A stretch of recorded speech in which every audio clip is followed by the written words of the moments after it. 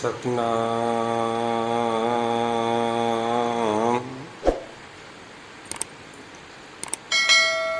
वाहिगुरु साहिब जीओ।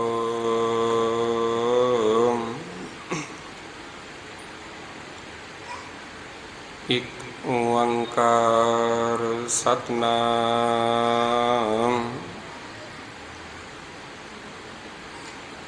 करता पुरख निरभउ निर्वैर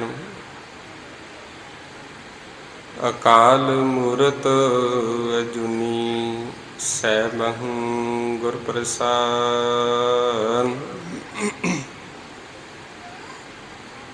नानक नाम निरंजन जानियो कीनी भगत प्रेम लिवलाई। तांते अंगद अंग संग भयो शायर शब्द सुरत की नीव रखाई।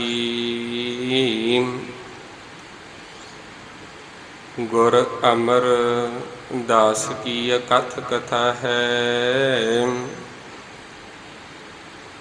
एक जी कछ कहीं न जाई।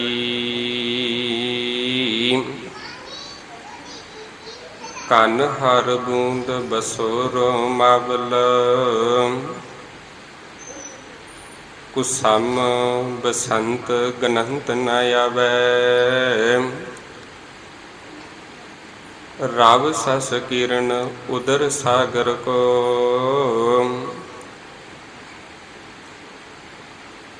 गंग तरंग अंत को पावै।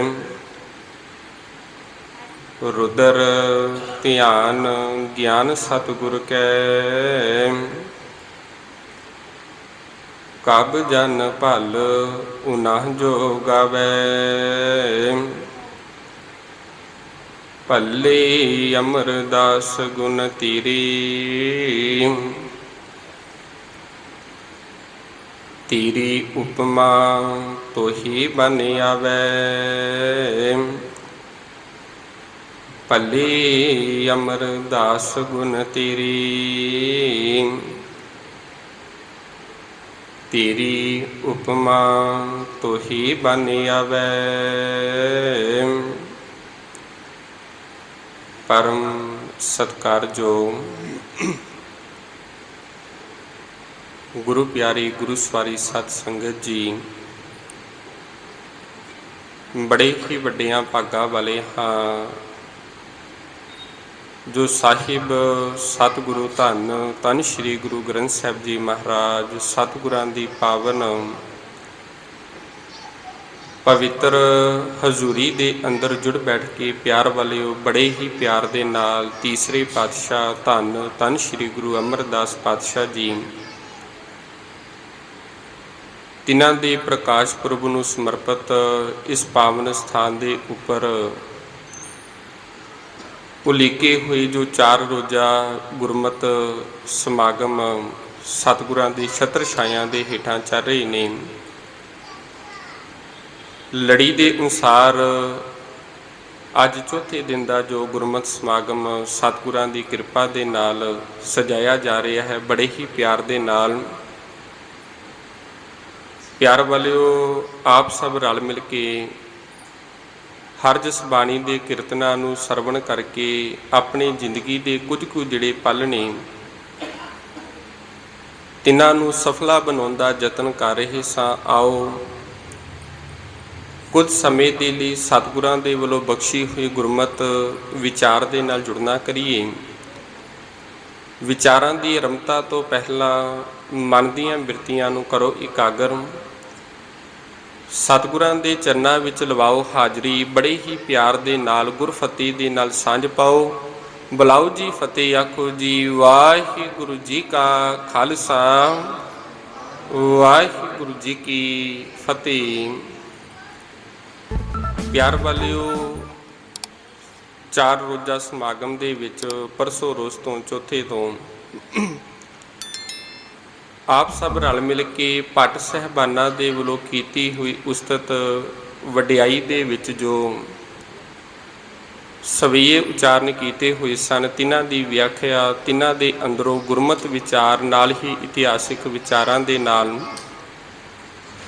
ਸਾਂਝ ਪਾ ਰਹੇ ਸਾਂ। ਜਿੱਥੇ ਦੂਸਰੇ ਭੱਟ ਸਾਹਿਬਾਨਾਂ ਨੇ ਸਤਿਗੁਰੂ ਗੁਰੂ ਅਮਰਦਾਸ ਪਾਤਸ਼ਾਹ ਜੀ ਤਿਨਾਂ ਦੀ ਵਡਿਆਈ ਦੇ ਵਿੱਚ ਜੋ ਸਵਈਏ ਉਸਤਤ ਕੀਤੇ ਨੇ, ਉਹਨਾਂ ਦੇ ਵਿੱਚੋਂ ਜਦੋਂ ਭੱਟ ਭੱਲ ਜੀ ਦੇ ਸਵਈਆਂ ਨੂੰ ਪੜ੍ਹਦੇ ਹਾਂ ਤੇ ਤਿਨਾਂ ਨੇ ਸਤਿਗੁਰਾਂ ਦੀ ਵਡਿਆਈ ਨੂੰ ਬਿਆਨ ਕਰਦਿਆਂ ਹੋਇਆਂ, ਸ਼ੋਭਾ ਨੂੰ ਬਿਆਨ ਕਰਦਿਆਂ ਹੋਇਆਂ ਇੱਥੋਂ ਤੱਕ ਇਹ ਕਿਰਪਾ ਕਰ ਦਿੱਤੀ, ਸੰਸਾਰ ਦੇ ਅੰਦਰ ਕੁਝ ਚੀਜ਼ਾਂ ਇਹੋ ਜਿਹੀਆਂ ਹੁੰਦੀਆਂ ਨੇ ਜਿਨ੍ਹਾਂ ਦੀ ਕੋਈ ਗਿਣਤੀ ਕੋਈ ਮਿਣਤੀ ਨਹੀਂ ਕੀਤੀ ਜਾ ਸਕਦੀ। ਹਾਂ, ਜੇਕਰ ਕਿਸੇ ਕੋਲ ਕੋਈ ਗਿਆਨ ਹੋਵੇ, ਧਿਆਨ ਹੋਵੇ, ਧਿਆਨ ਦੇ ਨਾਲ ਇਹਨਾਂ ਚੀਜ਼ਾਂ ਦੀ ਗਿਣਤੀ ਵੀ ਕਰ ਲਏ, ਇਹਨਾਂ ਦੀ ਮਿਣਤੀ ਵੀ ਕਰ ਲਏ, ਇਹਨਾਂ ਦਾ ਥਾਂ ਵੀ ਪਾ ਲਵੇ, ਪਰ ਜੋ ਵਡਿਆਈ ਜੋ ਸ਼ੋਭਾ ਧੰਨ ਗੁਰੂ ਅਮਰਦਾਸ ਪਾਤਸ਼ਾਹ ਦੀ ਹੈ, ਉਹਨਾਂ ਦੀ ਵਡਿਆਈ ਸ਼ੋਭਾ ਦਾ ਅਥਾਹ ਜਿਹੜਾ ਉਹ ਗੁਰੂ ਅਮਰਦਾਸ ਪਾਤਸ਼ਾਹ ਜੀ ਆਪ ਹੀ ਪਾ ਸਕਦੇ ਨੇ। ਸ਼ਬਦ ਨੂੰ ਸਰਵਣ ਕੀਤਾ ਸੀ ਆਪ ਜੀ ਨੇ, ਕਨ ਹਰ ਬੂੰਦ ਬਸੋ ਰੋਮਾਵਲ, ਕੁਸਮ ਬਸੰਤ ਗਨੰਤ ਨ ਆਵੈ। ਕਨ ਹਰ ਦਾ ਅਰਥ ਹੁੰਦਾ ਬੱਦਲ, ਤੇ ਜਦੋਂ ਆਪਾਂ ਵੇਖਨੇ ਆ ਕਾਲੀਆਂ ਘਟਾਵਾਂ ਚੜ੍ਹ ਕੇ ਆਉਣ ਤੇ ਬੱਦਲਾਂ ਦੇ ਵਿੱਚੋਂ ਜਿਹੜੀ ਵਰਖਾ ਹੁੰਦੀ ਹੈ ਤੇ ਆਖਣ ਲੱਗੇ ਵੀ ਉਸ ਵਰਖਾ ਦਾ ਕੋਈ ਅਥਾਹ ਨਹੀਂ ਪਾਇਆ ਜਾ ਸਕਦਾ ਵੀ ਉਹਦੇ ਵਿੱਚੋਂ ਕਿੰਨੇ ਕੁ ਬੂੰਦਾਂ ਦੀ ਵਰਖਾ ਹੋਈ ਹੈ। ਹਾਂ, ਭਾਵੇਂ ਅੱਜ ਜੇਕਰ ਵੇਖਿਆ ਜਾਵੇ ਵੀ ਅਸੀਂ ਇਹ ਕਹਿ ਸਕਦੇ ਹਾਂ, ਪੈਮਾਨਾ ਲਾ ਸਕਨੇ ਆ ਵੀ ਇੰਨੇ ਸੈਂਟੀਮੀਟਰ ਤੱਕ ਇੰਨੀ ਜਿਹੜੀ ਵਰਖਾ ਪਈ ਹੈ। ਤੇ ਦੂਜੇ ਪਾਸੇ ਇਸ ਵਰਖਾ ਦੇ ਨਾਲ ਜਦੋਂ ਬਸੰਤ ਦੀ ਰੁੱਤ ਆਉਂਦੀ ਹੈ, ਉਹਦੇ ਵਿੱਚ ਆਪਾਂ ਵੇਖਦੇ ਹਾਂ ਜਿਹੜੇ ਫੁੱਲ ਨੇ, ਵਨਸਪਤੀ ਨੇ, ਇਹ ਰੁੱਖ ਨੇ, ਇਹ ਹਰੀਆਂ ਭਰੀਆਂ ਪੱਤੀਆਂ ਦੇ ਨਾਲ ਬੜੇ ਸੋਹਣੇ ਖਿੜਦੇ ਨੇ, ਬੜੇ ਸੋਹਣੇ ਲੱਗਦੇ ਨੇ। ਉਹਨਾਂ ਦੇ ਉੱਤੇ ਅਨੇਕਾਂ ਪ੍ਰਕਾਰ ਦੇ, ਅਨੇਕਾਂ ਤਰੀਕਾਂ ਦੇ ਜਿਹੜੇ ਫੁੱਲ ਨੇ ਉਹ ਲੱਗਦੇ ਨੇ। ਤੇ ਜੇਕਰ ਚਾਹ ਕੇ ਵੀ ਕੋਈ ਉਹ ਇਹ ਗੱਲ ਆਖੇ ਵੀ ਜਿੰਨੀ ਇਸ ਸੰਸਾਰ ਦੀ ਵਨਸਪਤੀ ਹੈ, ਜਿੰਨੇ ਇਹ ਪੇੜ ਪੌਦੇ ਨੇ, ਜਿੰਨੇ ਰੁੱਖਾਂ ਦੇ ਬੂਟੇ ਨੇ, ਇਹਨਾਂ ਸਭ ਦੇ ਉੱਤੋਂ ਫੁੱਲਾਂ ਦੀ ਗਿਣਤੀ ਕੀਤੀ ਜਾ ਸਕੇ, ਕਹਿੰਦੇ ਇਹ ਸਮਰੱਥ ਨਹੀਂ ਹੈ, ਇਹ ਨਹੀਂ ਹੋ ਸਕਦਾ। ਕਨ ਹਰ ਬੂੰਦ ਬਸੋ ਰੋਮਾਵਲ, ਕੁਸਮ ਬਸੰਤ ਗਨੰਤ ਨ ਆਵੈ। ਤੇ ਅੱਗੇ ਰਵ ਸਸ ਕਿਰਨ ਉਦਰ ਸਾਗਰ ਕੋ, ਗੰਗ ਤਰੰਗ ਅੰਤ ਕੋ ਪਾਵੈ। ਪਤਾ ਨਹੀਂ ਕਿੰਨੇ ਕੁ ਲੰਮੇ ਸਮੇਂ ਤੋਂ ਉੱਤੋਂ ਇਸ ਸੰਸਾਰ ਦੇ ਉੱਤੇ ਹਰ ਰੋਜ਼ ਅੰਮ੍ਰਿਤ ਵੇਲੇ, ਦਿਨ ਵੇਲੇ ਇਹ ਸੂਰਜ ਦੀਆਂ ਜਿਹੜੀਆਂ ਕਿਰਨਾਂ ਨੇ ਧਰਤੀ ਦੇ ਉੱਤੇ ਪੈਂਦੀਆਂ ਨੇ। ਰਾਤ ਨੂੰ ਜਿਹੜੇ ਚੰਦਰਮਾ ਦੀ ਜਿਹੜੀ ਕਿਰਨਾਂ ਨੇ ਉਹ ਧਰਤੀ ਦੇ ਉੱਤੇ ਪੈਂਦੀਆਂ ਨੇ, ਪਰ ਅੱਜ ਤੱਕ ਕੋਈ ਵੀ ਇਹੋ ਜਿਹਾ ਨਹੀਂ ਵੀ ਇਸ ਸੂਰਜ ਦੇ ਵਿੱਚੋਂ, ਚੰਦਰਮਾ ਦੇ ਵਿੱਚੋਂ ਨਿਕਲੀਆਂ ਹੋਈਆਂ ਜਿਹੜੀਆਂ ਕਿਰਨਾਂ ਨੇ ਇਹਨਾਂ ਦੀ ਕੋਈ ਗਿਣਤੀ ਕਰ ਸਕਦਾ ਹੋਵੇ। ਕਿਉਂਕਿ ਜਿਹੜੀਆਂ ਬੇਅੰਤ ਚੀਜ਼ਾਂ ਨੇ, ਜਿਨ੍ਹਾਂ ਦਾ ਕੋਈ ਕੀਮਤ ਨਹੀਂ, ਜਿਹੜੇ ਅੰਤ ਨਹੀਂ ਪਾਇਆ ਜਾ ਸਕਦਾ, ਉਹ ਨਾ ਤੇ ਗਿਣੀਆਂ ਜਾ ਸਕਦੀਆਂ ਨੇ ਤੇ ਨਾ ਹੀ ਮਿਣੀਆਂ ਜਾ ਸਕਦੀਆਂ ਨੇ। ਕੁਝ ਕੁ ਭੱਟ ਸਾਹਿਬਾਨਾਂ ਨੇ ਇਹ ਉਦਾਹਰਨਾਂ ਦਿੰਦਿਆਂ ਹੋਇਆਂ ਅੰਤ ਦੇ ਵਿੱਚ ਇਹ ਗੱਲ ਕਹਿੰਦਿਆਂ ਹੋਇਆਂ ਇਹ ਗੱਲ ਆਖੀ, ਧੰਨ ਗੁਰੂ ਅਮਰਦਾਸ ਪਾਤਸ਼ਾਹ ਜੀ, ਤੇਰੀ ਜਿਹੜੀ ਵਡਿਆਈ ਹੈ, ਤੇਰੀ ਜਿਹੜੀ ਸ਼ੋਭਾ ਹੈ, ਇਸ ਸ਼ੋਭਾ ਨੂੰ ਬਿਆਨ ਨਹੀਂ ਕੀਤਾ ਜਾ ਸਕਦਾ। ਤੂੰ ਬੜੇ ਹੀ ਗੁਣਾਂ ਦਾ ਅਥਾਹ ਮਾਲਕ ਹੈ। ਇੱਕ ਹੋਰ ਭੱਟ ਸਾਹਿਬਾਨਾਂ ਦਾ ਆਪਾਂ ਸਵਈਆ ਪੜ੍ਹ ਰਹੇ ਸਾਂ, ਜਿਹਦੇ ਵਿੱਚ ਉਹਨਾਂ ਨੇ ਧੰਨ ਗੁਰੂ ਨਾਨਕ ਪਾਤਸ਼ਾਹ ਜੀ ਤੋਂ ਇਸ ਗੱਲ ਨੂੰ ਤੋਰਿਆ। ਜੋਤ ਨਿਰੰਕਾਰ ਦੀ ਹੈ, ਗੁਰੂ ਨਾਨਕ ਦੇ ਵਿੱਚ ਆਈ, ਗੁਰੂ ਨਾਨਕ ਤੋਂ ਅੰਗਦ ਤੇ ਅੰਗਦ ਤੋਂ ਅਮਰ ਬਣੇ ਨੇ। ਸਤਿਗੁਰ ਜੀ ਕਿਰਪਾ ਕਰਦੇ, ਭੱਟ ਸਾਹਿਬਾਨ ਕਿਰਪਾ ਕਰਦੇ ਹੋਏ ਇਹ ਬਖਸ਼ਿਸ਼ ਕਰਨ ਲੱਗੇ, ਨਾਨਕ ਨਾਮ ਨਿਰੰਜਨ ਜਾਨੀਓ, ਕੀਨੀ ਭਗਤ ਪ੍ਰੇਮ ਲਿਵਲਾਈ। ਧੰਨ ਗੁਰੂ ਨਾਨਕ ਪਾਤਸ਼ਾਹ ਜੀ ਜਿਹੜੇ ਉਸ ਅਕਾਲ ਦਾ ਰੂਪ ਬਣ ਕੇ, ਜੋਤ ਬਣ ਕੇ ਸੰਸਾਰ ਦੇ ਉੱਤੇ ਆਏ, ਉਹਨਾਂ ਨੇ ਸਭ ਤੋਂ ਪਹਿਲਾਂ ਨਾਮ ਦੀ ਚੋਣ ਕੀਤੀ, ਨਾਮ ਨੂੰ ਜਾਣਿਆ, ਉਹਦੇ ਨਾਲ ਪਹਿਚਾਣ ਕੀਤੀ। ਕੀਨੀ ਭਗਤ ਪ੍ਰੇਮ ਲਈ ਬੁਲਾਈ। ਉਹਦੇ ਤੋਂ ਬਾਅਦ ਪ੍ਰੇਮਾਂ ਦੇ ਵਿੱਚ ਆ ਕੇ ਉਸ ਮਾਲਕ ਦੀ ਫਿਰ ਪ੍ਰੇਮਾ ਭਗਤੀ ਕੀਤੀ ਹੈ, ਉਸ ਮਾਲਕ ਦੇ ਗੁਣਾਂ ਨੂੰ ਗਾਇਆ। ਤਾਂ ਤੇ ਅੰਗਦ ਅੰਗ ਸੰਗ ਭਇਓ ਸ਼ਾਇਰ। ਤੇ ਉਸ ਹੀ ਗੁਰੂ ਨਾਨਕ ਦੇ ਨਾਲ ਜੁੜ ਕੇ ਧੰਨ ਬਾਬਾ ਲਹਿਣਾ ਜੀ ਗੁਰੂ ਅੰਗਦ ਦਾ ਰੂਪ ਹੋ ਕੇ ਜਿੱਥੇ ਉਸ ਮਾਲਕ ਪਰਮਾਤਮਾ ਦੀ ਵਡਿਆਈ ਕਰ ਰਹੇ ਨੇ, ਉਸ ਮਾਲਕ ਦੀ ਸ਼ੋਭਾ ਨੂੰ ਗਾ ਰਹੇ ਨੇ, ਉਹਦੇ ਨਾਲ ਨਾਲ ਸ਼ਬਦ ਸੁਰਤ ਕੀ ਨੀਂਵ ਰਖਾਈ ਤੇ ਨਾਲ ਨਾਲ ਇਹ ਵੀ ਸੰਸਾਰ ਨੂੰ ਇੱਕ ਦੇਣ ਦਿੱਤੀ ਵੀ ਭਾਈ ਜੇਕਰ ਤੁਸੀਂ ਆਪਣੇ ਮਨ ਦਾ ਟਿਕਾ ਚਾਹੁੰਦੇ ਹੋ, ਜੇਕਰ ਤੁਸੀਂ ਚਾਹੁੰਦੇ ਹੋ ਤੁਹਾਡਾ ਮਨ ਟਿਕ ਸਕੇ, ਤੁਹਾਨੂੰ ਆਪਣਾ ਜਿਹੜਾ ਮਨ ਹੈ ਉਹ ਫਿਰ ਸ਼ਬਦ ਦੇ ਵਿੱਚ ਜੋੜਨਾ ਪਵੇਗਾ। ਕਿਉਂਕਿ ਜਿੰਨੇ ਸਮੇਂ ਤੱਕ ਮਨ ਜੁੜੇਗਾ ਨਹੀਂ, ਉਸੇ ਦਿਨ ਤੋਂ ਆਪਾਂ ਇਹ ਵਿਚਾਰ ਕਰ ਰਹੇ ਹਾਂ ਜਿਹੜੇ ਜੁੜੇ ਹੋਏ ਨੇ ਉਹਨਾਂ ਦਾ ਚੱਲਿਆ ਹੋਇਆ ਕਦਮ ਵੀ ਪ੍ਰਵਾਨ ਹੈ। ਜਿਹੜੇ ਇੱਕ ਵਾਰੀ ਟੁੱਟ ਗਏ ਤੇ ਉਹ ਭਾਵੇਂ ਸਫ਼ਰ ਸਾਰੀ ਉਮਰ ਕਰਦੇ ਰਹਿਣ ਤੇ ਉਹਨਾਂ ਦਾ ਚੱਲਿਆ ਹੋਇਆ ਵੀ ਪ੍ਰਵਾਨ ਨਹੀਂ ਹੁੰਦਾ। ਜੁੜਿਆ ਹੋਇਆਂ ਦਾ ਇੱਕ ਕਦਮ ਵੀ ਪ੍ਰਵਾਨ ਹੈ, ਟੁੱਟਿਆਂ ਹੋਇਆਂ ਦਾ ਉਹ ਆਪਣੀ ਉਮਰ ਤੇ ਗਵਾ ਕੇ ਸੰਸਾਰ ਦੇ ਉੱਤੋਂ ਚਲੇ ਜਾਂਦੇ ਨੇ, ਪਰ ਉਹਨਾਂ ਦਾ ਪ੍ਰਵਾਨ ਨਹੀਂ। ਇੱਕ ਨਿੱਕੀ ਜਿਹੀ ਘਟਨਾ, ਮਨੁੱਖ ਨੂੰ ਬਿਮਾਰੀ ਹੋਵੇ, ਕੋਈ ਬਿਮਾਰੀ ਹੁੰਦੀ ਹੈ ਤੇ ਕਈ ਵਾਰੀ ਮਨੁੱਖ ਉਹਦੇ ਤੋਂ ਅਣਜਾਣ ਹੁੰਦਾ, ਉਸਨੂੰ ਇਹਦੇ ਬਾਰੇ ਜਾਣਕਾਰੀ ਨਹੀਂ ਹੁੰਦੀ, ਉਹ ਵੱਖਰੀ ਗੱਲ ਹੈ। ਤੇ ਜੇਕਰ ਜਾਣਕਾਰੀ ਹੋ ਜਾਵੇ, ਜਾਣਕਾਰੀ ਤੋਂ ਬਾਅਦ ਉਹ ਫਿਰ ਇਲਾਜ ਦੇ ਵੱਲ ਭੱਜਦਾ ਵੀ ਮੈਨੂੰ ਇਹ ਰੋਗ ਹੈ, ਮੈਂ ਇਸ ਰੋਗ ਦਾ ਇਲਾਜ ਲੱਭਾਂ। ਤੇ ਤੀਜੇ ਪ੍ਰਕਾਰ ਦੇ ਲੋਕ ਇਹ ਨੇ ਵੀ ਜਿਹੜੇ ਬਿਮਾਰੀ ਨੂੰ ਲੱਭ ਲਿਆ, ਸਿਆਣੇ ਦੇ ਕੋਲ, ਡਾਕਟਰ ਦੇ ਕੋਲ ਚਲੇ ਗਏ, ਵੈਦ ਦੇ ਕੋਲ ਚਲੇ ਗਏ, ਵੈਦ ਦੇ ਕੋਲ ਜਾ ਕੇ ਉਸ ਬਿਮਾਰੀ ਦਾ ਇਲਾਜ ਵੀ ਕਰਾਉਣਾ ਸ਼ੁਰੂ ਕਰ ਦਿੱਤਾ, ਉਹਦੀ ਦਵਾਈ ਲੈਣੀ ਜਿਹੜੀ ਸ਼ੁਰੂ ਕਰ ਦਿੱਤੀ। ਹੌਲੀ ਹੌਲੀ ਕਰਕੇ ਉਹ ਜਿਹੜਾ ਰੋਗ ਹੈ ਉਹ ਰੋਗ ਪਕੜਿਆ ਗਿਆ ਤੇ ਉਹ ਰੋਗ ਤੋਂ ਖਲਾਸੀ ਪ੍ਰਾਪਤ ਹੋ ਗਈ। ਇਸੇ ਪ੍ਰਕਾਰ ਪਿਆਰ ਵਾਲਿਓ, ਸਾਡਾ ਜਿਹੜਾ ਸਰੀਰ ਹੈ, ਮਨ ਹੈ, ਇਹ ਵੀ ਇੱਕ ਰੋਗੀ ਹੈ। ਮਨ ਰੋਗੀ ਹੋਇਆ ਪਿਆ, ਮਨ ਟਿਕਾਊ ਦੇ ਵਿੱਚ ਨਹੀਂ ਆ ਰਿਹਾ ਕਿ ਕਈ ਵਾਰੀ ਸਾਨੂੰ ਨਹੀਂ ਪਤਾ ਲੱਗਦਾ ਵੀ ਸਾਡਾ ਮਨ ਟਿਕਾਊ ਦੇ ਵਿੱਚ ਨਹੀਂ, ਸਾਡਾ ਮਨ ਟਿਕਦਾ ਨਹੀਂ। ਬੜੇ ਸੰਸਾਰ ਦੇ ਲੋਕ ਨੇ ਯਤਨ ਕਰ ਰਹੇ ਨੇ, ਕੋਸ਼ਿਸ਼ ਕਰ ਰਹੇ ਨੇ ਵੀ ਇਸ ਟਿਕਾਊ ਨੂੰ, ਮਨ ਨੂੰ ਕਿਸੇ ਨਾ ਕਿਸੇ ਤਰੀਕੇ ਦੇ ਨਾਲ ਟਿਕਾਇਆ ਜਾ ਸਕੇ, ਪਰ ਉਹਨਾਂ ਨੂੰ ਕੋਈ ਤਰੀਕਾ ਨਹੀਂ, ਢੰਗ ਤਰੀਕੇ ਦਾ ਪਤਾ ਨਹੀਂ ਕਿਵੇਂ ਮਨ ਟਿਕ ਸਕਦਾ। ਬਿਮਾਰੀ ਹੈ, ਬਿਮਾਰੀ ਦਾ ਪਤਾ ਨਹੀਂ। ਦੂਸਰੇ ਇਹ ਨੇ ਜਿਨ੍ਹਾਂ ਨੂੰ ਇਸ ਗੱਲ ਦੀ ਸਮਝ ਹੈ ਮਨ ਟਿਕਾਊ ਦੇ ਵਿੱਚ ਨਹੀਂ, ਤੇ ਮਨ ਟਿਕ ਕਿਵੇਂ ਜਾ ਸਕਦਾ? ਜਦੋਂ ਸ਼ਬਦ ਦੇ ਨਾਲ ਜੁੜਾਂਗੇ, ਗੁਰੂ ਦੇ ਨਾਲ ਜੁੜਾਂਗੇ, ਮਨ ਟਿਕਾਊ ਦੇ ਵਿੱਚ ਆ ਸਕਦਾ। ਉਹਨਾਂ ਨੂੰ ਬਿਮਾਰੀ ਦਾ ਪਤਾ ਲੱਗ ਗਿਆ ਤੇ ਉਹਨਾਂ ਨੇ ਫਿਰ ਇਲਾਜ ਲੱਭਣਾ ਸ਼ੁਰੂ ਕਰ ਦਿੱਤਾ। ਇਹੀ ਗੱਲ ਬਾਬਾ ਲਹਿਣਾ ਜੀ ਤੇ ਗੁਰੂ ਅਮਰਦਾਸ ਪਾਤਸ਼ਾਹ ਜੀ, ਮਨ ਟਿਕਾਊ ਦੇ ਵਿੱਚ ਨਹੀਂ ਆਉਂਦਾ ਤੇ ਅਸਲ ਗੁਰੂ ਦੀ ਭਾਲ ਸ਼ੁਰੂ ਹੋ ਗਈ ਸੀ। ਬਿਮਾਰੀ ਦਾ ਪਤਾ ਲੱਗਾ, ਡਾਕਟਰ ਦੇ ਵੱਲ, ਵੈਦ ਦੇ ਵੱਲ ਵਧਣਾ ਸ਼ੁਰੂ ਹੋ ਗਏ। ਤੀਸਰੇ ਉਹ ਮਨੁੱਖ ਜਿਨ੍ਹਾਂ ਨੂੰ ਹੁਣ ਬਿਮਾਰੀ ਦਾ ਪਤਾ ਲੱਗ ਗਿਆ, ਡਾਕਟਰ ਵੀ ਮਿਲ ਗਿਆ, ਡਾਕਟਰਾਂ ਨੂੰ ਮਿਲ ਕੇ ਕੀ ਕੀਤਾ? ਆਪਣੀ ਬਿਮਾਰੀ ਦਾ ਇਲਾਜ ਵੀ ਕਰਾ ਲਿਆ। ਇਸੇ ਪ੍ਰਕਾਰ ਮਨੁੱਖ ਭਟਕਣਾ ਦੇ ਵਿੱਚ ਹੈ, ਮਨ ਭਟਕ ਰਿਹਾ ਤੇ ਇਹਦੀ ਦਵਾਈ ਦਾ ਪਤਾ ਸਾਨੂੰ, ਗੁਰੂ ਦੇ ਕੋਲ ਦਵਾਈ ਹੈ। ਸ਼ਬਦ ਦੇ ਵਿੱਚ ਸੁਰਤ ਜੋੜਾਂਗੇ ਤੇ ਸਾਡਾ ਮਨ ਟਿਕ ਸਕਦਾ ਹੈ। ਇਸ ਗੱਲ ਨੂੰ ਜਾਣਦਿਆਂ ਹੋਇਆਂ ਉਹਨਾਂ ਨੇ ਸ਼ਬਦ ਦੇ ਵਿੱਚ ਆਪਣੀ ਸੁਰਤ ਨੂੰ ਟਿਕਾਇਆ ਤੇ ਸੁਰਤ ਨੂੰ ਟਿਕਾ ਕੇ ਫਿਰ ਆਪਣੇ ਮਨ ਨੂੰ ਟਿਕਾਊ ਦੇ ਵਿੱਚ ਲੈ ਲਿਆ। ਤੇ ਇਹੋ ਜਿਹੇ ਜਿਹੜੇ ਮਨੁੱਖ ਨੇ ਉਹ ਸੰਸਾਰ ਦੇ ਉੱਤੇ ਆ ਕੇ ਵੱਡਿਆਂ ਭਾਗਾਂ ਵਾਲੇ ਹੁੰਦੇ ਨੇ। ਤੇ ਇਹਨਾਂ ਦੀ ਸਿਫਤ ਦੇ ਵਿੱਚ ਹੀ ਫਿਰ ਸਤਿਗੁਰਾਂ ਨੇ ਬਾਣੀ ਦੇ ਵਿੱਚ ਇਹ ਗੱਲ ਆਖੀ ਸੀ, ਇਹੋ ਜਿਹੇ ਗੁਰਸਿੱਖਾਂ ਦੇ ਉੱਤੋਂ ਮੈਂ ਬਲਿਹਾਰਨੇ ਜਾਣਾ, ਜਿਹੜੇ ਆਪ ਤੇ ਮਾਲਕ ਦਾ ਨਾਮ ਜਪਦੇ ਨੇ, ਆਪ ਤੇ ਜੁੜੇ ਹੋਏ ਨੇ ਤੇ ਹੋਰਨਾਂ ਨੂੰ ਵੀ ਜੋੜਨ ਦੀ ਕੋਸ਼ਿਸ਼ ਕਰਦੇ ਨੇ। ਕਹਿਣ ਤੋਂ ਮੁਰਾਦ ਇਹ ਵੀ ਜਿਹੜੇ ਆਪ ਤੇ ਮਨ ਦਾ ਇਲਾਜ ਲੱਭ ਲਿਆ, ਦਵਾਈ ਲੱਭ ਲਈ ਹੈ ਤੇ ਦੂਸਰਿਆਂ ਨੂੰ ਵੀ ਇਸ ਇਲਾਜ ਦੇ ਬਾਰੇ ਦੱਸ ਰਹੇ ਨੇ।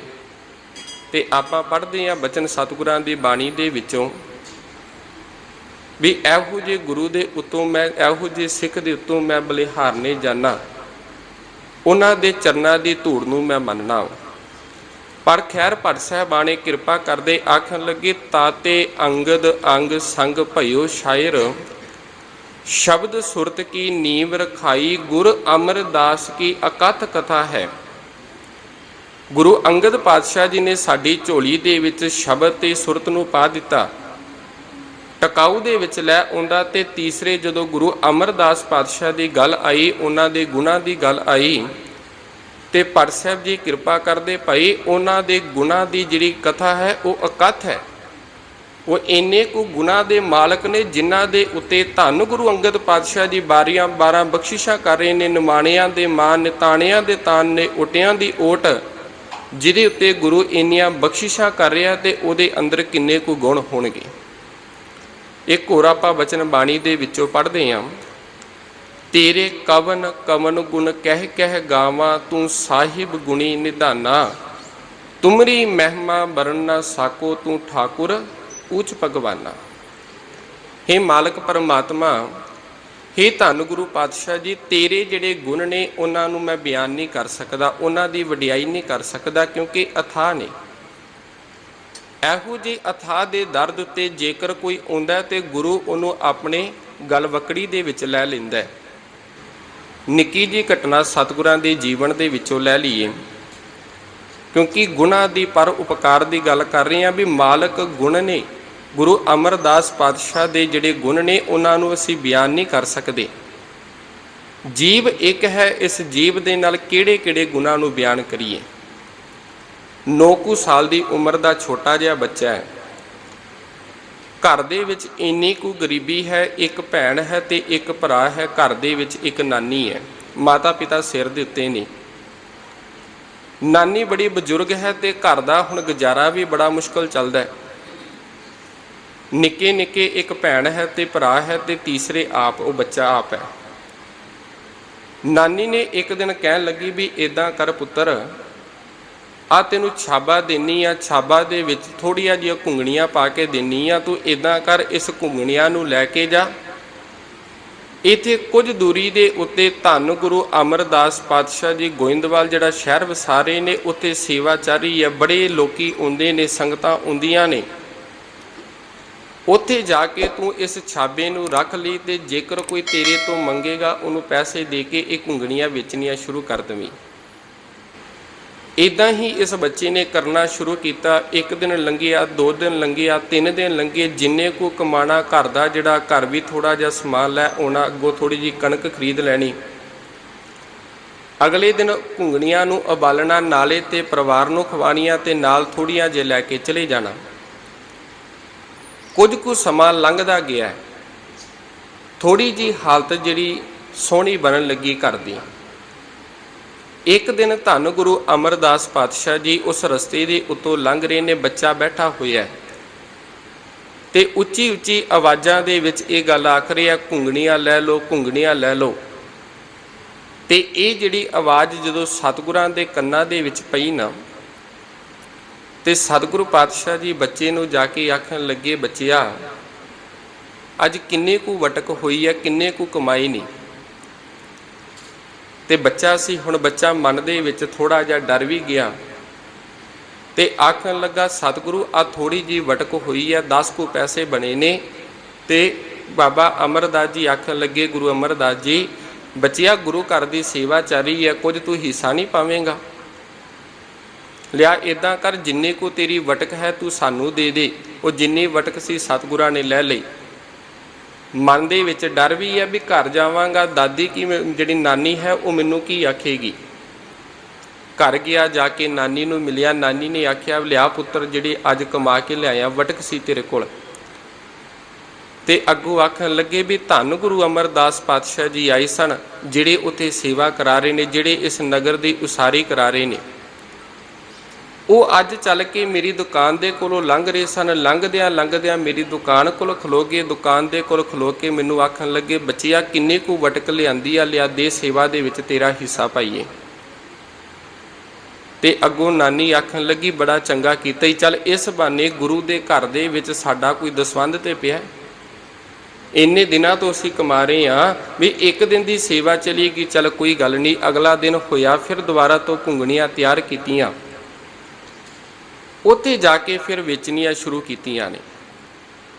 ਦੁਬਾਰਾ ਤੋਂ ਸਤਿਗੁਰੂ ਪਾਤਸ਼ਾਹ ਜੀ ਉੱਥੋਂ ਲੰਘ ਰਹੇ ਸਨ, ਦੁਬਾਰਾ ਤੋਂ ਫਿਰ ਦੁਕਾਨ ਦੇ ਕੋਲ ਆ ਕੇ ਖਲੋ ਗਈ ਤੇ ਬੱਚੇ ਨੂੰ ਆਖਣ ਲੱਗੇ, ਬੱਚਿਆ ਅੱਜ ਕਿੰਨੇ ਕੁ ਹੋਈ ਹੈ? ਇਤਿਹਾਸਕਾਰ ਲਿਖਦੇ 8 ਕੁ ਜਿਹੜੇ ਟਕੇ ਉਦੋਂ ਵਟਕ ਬਣੀ ਸੀ ਉਹਨਾਂ ਦੀ, ਤੇ ਉਹ ਵੀ ਸਤਿਗੁਰਾਂ ਨੇ ਲੈ ਲਈ। ਦੁਬਾਰਾ ਤੋਂ ਫਿਰ ਘਰ ਗਏ, ਨਾਨੀ ਨੇ ਪੁੱਛਿਆ ਦੁਬਾਰਾ ਤੋਂ ਫਿਰ ਇਹ ਗੱਲ ਆਖੀ। ਆਖਣ ਲੱਗੇ ਜਿਹਦੇ ਕੋਲੋਂ ਸਭ ਕੁਝ ਮਿਲਦਾ, ਜੇਕਰ ਉਹ ਲੈ ਵੀ ਲੇ ਕੋਈ ਗੱਲ ਨਹੀਂ, ਉਹ ਆਪ ਹੀ ਦੇਵੇਗਾ, ਕਿਉਂ ਭਰੋਸੇ ਦੀ ਗੱਲ ਹੁੰਦੀ ਹੈ ਨਾ। 2 ਦਿਨ ਲੰਘੇ, ਤੀਜਾ ਦਿਨ ਹੋਇਆ। ਇਤਿਹਾਸਕਾਰਾਂ ਲਿਖਿਆ ਵੀ ਤੀਸਰੇ ਦਿਨ ਜਦੋਂ ਗਏ ਨੇ, ਇਹ ਨਿੱਕਾ ਜਿਹਾ ਬੱਚਾ ਪਹੁੰਚਿਆ ਉੱਥੇ ਜਾ ਕੇ ਘੁੰਗਣੀਆਂ ਨੂੰ ਵੇਚਿਆ, ਕਿਉਂਕਿ ਤੀਜੇ ਕੁ ਦਿਨ ਕਿੰਨੀਆਂ ਕੁ ਰਹਿ ਗਈਆਂ ਹੋਣਗੀਆਂ, ਘਰ ਦੇ ਵਿੱਚ ਵੀ ਗਰੀਬੀ ਹੈ, ਥੋੜ੍ਹਾ ਜਿਹਾ ਅਨਾਜ ਹੋਵੇਗਾ। ਉਸ ਅਨਾਜ ਨੂੰ ਜਦੋਂ ਵੇਚਿਆ ਤੇ 4 ਕੁ ਟਕੇ ਉਹਦੇ ਬਣੇ ਨੇ, ਤੇ ਉੱਥੇ ਬੈਠਾ ਹੋਇਆ, ਉੱਠ ਕੇ ਘਰ ਨੂੰ ਨਹੀਂ ਆਇਆ, ਉੱਥੇ ਬੈਠਾ ਹੋਇਆ ਉਡੀਕਣ ਲੱਗਾ ਵੀ ਕਦੋਂ ਸਤਿਗੁਰੂ ਜੀ ਆਉਣਗੇ ਤੇ ਕਦੋਂ ਮੈਂ ਆਪਣਾ ਹਿੱਸਾ ਪਾਵਾਂ। ਤੇ ਇਤਿਹਾਸਕਾਰ ਲਿਖਦੇ ਵੀ ਸਤਿਗੁਰੂ ਜੀ ਨਾ ਆਏ ਤੇ ਇਹਨੇ ਇੱਕ ਸਿੱਖ ਨੂੰ ਪੁੱਛਿਆ ਵੀ ਸਤਿਗੁਰੂ ਕਿੱਥੇ ਨੇ, ਤੇ ਪੁੱਛ ਕੇ ਸਤਿਗੁਰਾਂ ਦੇ ਕੋਲ ਚਲਾ ਗਿਆ, ਜਾ ਕੇ ਨਮਸਕਾਰ ਕੀਤੀ। ਨਮਸਕਾਰ ਕਰਕੇ ਇਹ ਜਿਹੜੀ ਜਿੰਨੇ ਕੁ ਵਟਕ ਬਣੀ ਸੀ ਸਤਿਗੁਰਾਂ ਦੇ ਤਲੀ ਦੇ ਉੱਤੇ ਰੱਖ ਕੇ ਆਖਣ ਲੱਗਾ, ਸਤਿਗੁਰੂ ਅੱਜ ਇੰਨੇ ਕੁ ਕਮਾਏ ਸਨ, ਆ ਵੀ ਜਿਹੜਾ ਹਿੱਸਾ ਹੈ ਥੋੜ੍ਹਾ ਜਿਹਾ ਸੇਵਾ ਦੇ ਵਿੱਚ ਪਾ ਦੇਵੋ, ਆਪਣੇ ਹਿੱਸੇ ਦੇ ਵਿੱਚ ਪਾ ਲਵੋ। ਤੇ ਇਹੀ ਗਰੀਬ ਨਿਵਾਜ ਸਤਿਗੁਰੂ ਧੰਨ ਗੁਰੂ ਅਮਰਦਾਸ ਪਾਤਸ਼ਾਹ ਜੀ ਨੇ ਇਸ ਬੱਚੇ ਨੂੰ ਆਪਣੀ ਗਲਵੱਕੜੀ ਦੇ ਵਿੱਚ ਲਿਆ, ਤੇ ਗਲਵੱਕੜੀ ਦੇ ਵਿੱਚ ਲਾ ਕੇ ਜਿੰਨੇ ਦੁੱਖ ਸਨ, ਜਿੰਨੀਆਂ ਗਰੀਬੀਆਂ ਸਨ, ਸਭ ਕੁਝ ਕੱਟ ਕੇ ਰੱਖ ਦਿੱਤਾ। ਇਹਨੇ ਉਹ ਬਾਬਾ ਜੇਠਾ ਜੀ ਜਿਹੜੇ ਬਾਅਦ ਦੇ ਵਿੱਚ ਜਿਨ੍ਹਾਂ ਦੇ ਪਰਥਾਏ ਆਪਾਂ ਬਾਣੀ ਦੇ ਵਿੱਚੋਂ ਇਹ ਬਚਨ ਵੀ ਪੜ੍ਹਦੇ ਹਾਂ, ਧੰਨ ਧੰਨ ਰਾਮਦਾਸ ਗੁਰ ਜਿਨ ਸਿਰਿਆ ਤਿਨੈ ਸਵਾਰਿਆ, ਕਿਉਂਕਿ ਗੁਰੂ ਪਰ ਉਪਕਾਰੀ ਹੈ। ਤੇ ਧੰਨ ਗੁਰੂ ਅਮਰਦਾਸ ਪਾਤਸ਼ਾਹ ਜੀ ਜਿਨ੍ਹਾਂ ਦੇ ਉੱਤੇ ਇੰਨੀਆਂ ਬਖਸ਼ਿਸ਼ਾਂ ਹੋਈਆਂ ਨੇ, ਇੰਨੀਆਂ ਰਹਿਮਤਾਂ ਹੋਈਆਂ ਨੇ, ਤੇ ਉਹਨਾਂ ਦੇ ਦਰ ਦੇ ਉੱਤੇ ਜੇਕਰ ਬੱਚਾ ਜਾ ਰਿਹਾ ਤੇ ਬੱਚੇ ਨੂੰ ਆਪਣੀ ਗਲਵੱਕੜੀ ਦੇ ਵਿੱਚ ਲੈ ਕੇ ਜਿੱਥੇ ਉਹਨਾਂ ਦੇ ਦੁੱਖਾਂ ਨੂੰ ਕੱਟ ਰਹੇ ਨੇ, ਉਹਨਾਂ ਦੇ ਕਲੇਸ਼ਾਂ ਨੂੰ ਕੱਟਦੇ ਨੇ, ਤੇ ਇਹ ਬੱਚਾ ਇੰਨਾ ਕੁ ਗੁਰੂ ਤੋਂ ਪ੍ਰਭਾਵਿਤ ਹੋਇਆ ਤੇ ਉਸੇ ਦਰ ਦੇ ਉੱਤੇ ਰਹਿ ਕੇ ਸੇਵਾ ਕਰਨੀ ਸ਼ੁਰੂ ਕਰ ਦਿੱਤੀ ਹੈ। ਇਹਦੇ ਤੋਂ ਬਿਨਾਂ ਥੋੜ੍ਹੀਆਂ ਜਿਹੀਆਂ ਹੋਰ 1-2 ਘਟਨਾਵਾਂ, ਕਿਉਂਕਿ ਉਪਮਾ ਦੀ ਜੇਕਰ ਗੱਲ ਚੱਲ ਰਹੀ ਹੈ, ਵਡਿਆਈ ਦੀ ਜਿੰਨੀ ਗੁਰੂ ਦੀ ਵਡਿਆਈ ਹੋ ਸਕੇ ਓਨੀ ਕਰੀਏ।